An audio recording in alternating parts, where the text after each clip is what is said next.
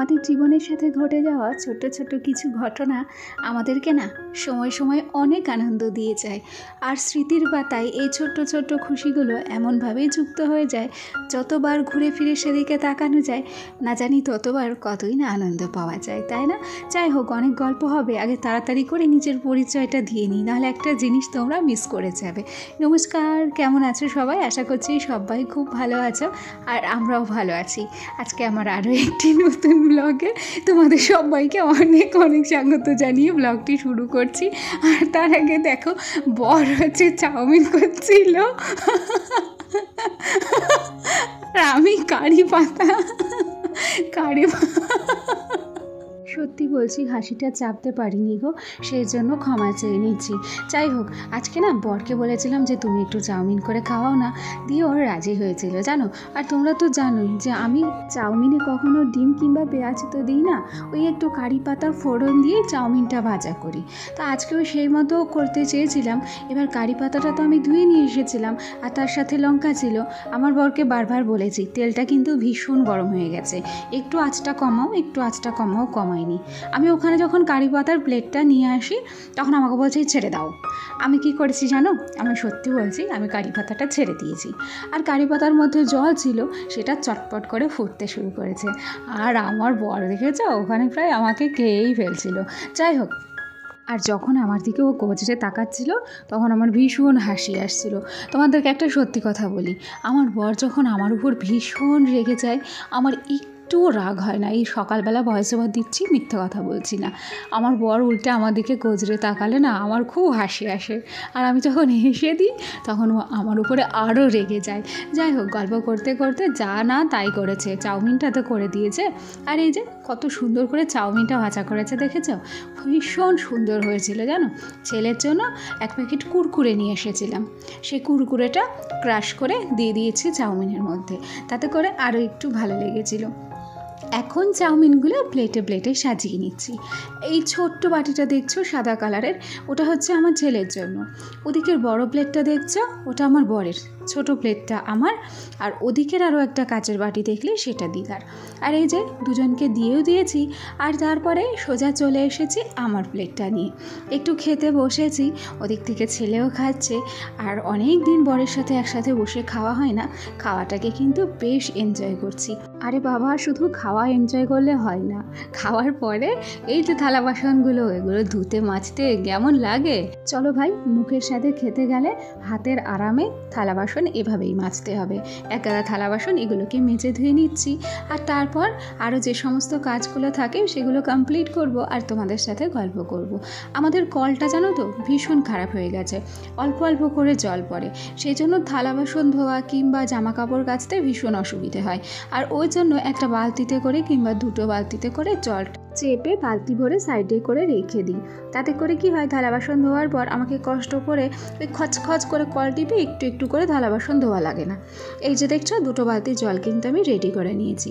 যাই হোক, আরও গল্প করবো। এই পর্যায়ে একটা কথা তোমাদেরকে বলি, আমার যে সমস্ত বন্ধুরা প্রথম থেকেই আমার সাথে আছো, পাশে আছো, তোমাদেরকে অসংখ্য ধন্যবাদ জানাচ্ছি। আর আমার যে সমস্ত নতুন বন্ধুরা আজকে আমার ভিডিওটি প্রথম দেখছো, যদি কোনো কারণে আমার ভিডিওটি তোমাদের ভালো লেগে থাকে তাহলে অবশ্যই করে একটা লাইক করো, কমেন্ট করো। আর চাইলে আমার এই ছোট্ট পরিবারের একজন মিষ্টি সদস্য হয়ে আমার পাশে থেকে যেও। গল্পে গল্পে থালা বাসনগুলো আমার ধোয়াও হয়ে গেছে। এ পর্যায়ে কলের পাড়টা একটু নোংরা হয়েছে, সেটাকেই বেশ ভালো করে জল দিয়ে আর ছাটা দিয়ে ধুয়ে নিচ্ছি।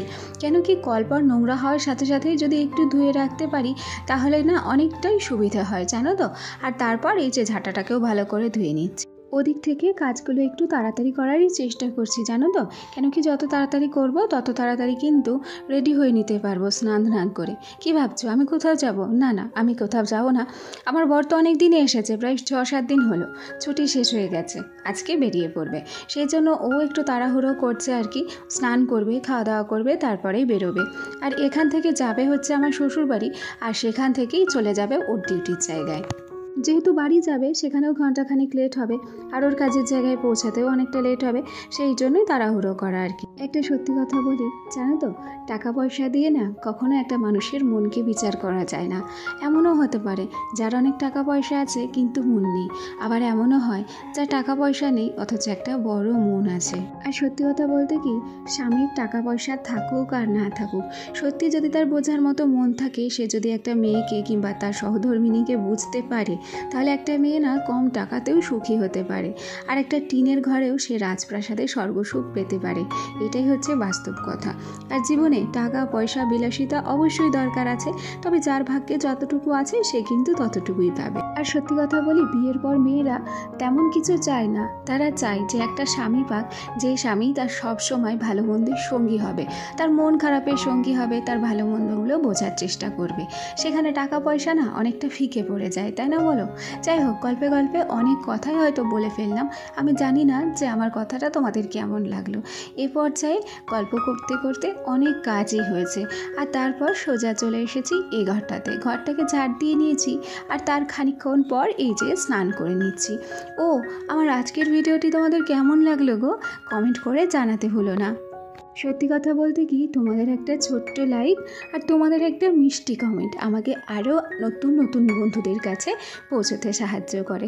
তো দেখো, গল্পে গল্পে স্নানটা তো করেই নিয়েছি, আর তারপরে ভাত বেড়ে নিয়েছি।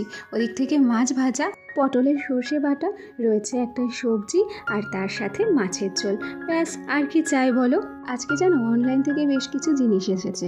আসলে আমাদের পুরানো ঘরটাকে একটু নতুনত্বের লুক দেওয়ার জন্য কিংবা নতুনত্বের ছোঁয়া দেওয়ার জন্য অনলাইন থেকে এই ওয়াল স্টিকারগুলো অর্ডার করেছিলাম, সেগুলো চলে এসেছে। ওই যে আমাদের যে ছোট্ট এক কুঠুরি পাকা ঘর আছে, সেই ঘরের দেওয়ালগুলোতেই একটু লাগিয়ে সাজিয়ে নেব ভাবছি। কিছু স্টিকার এসেছে কারেন্টের বোর্ডে লাগানোর জন্য, আর এই যে বড় বড় স্টিকারগুলো, এগুলো দেওয়ালে লাগানোর জন্য।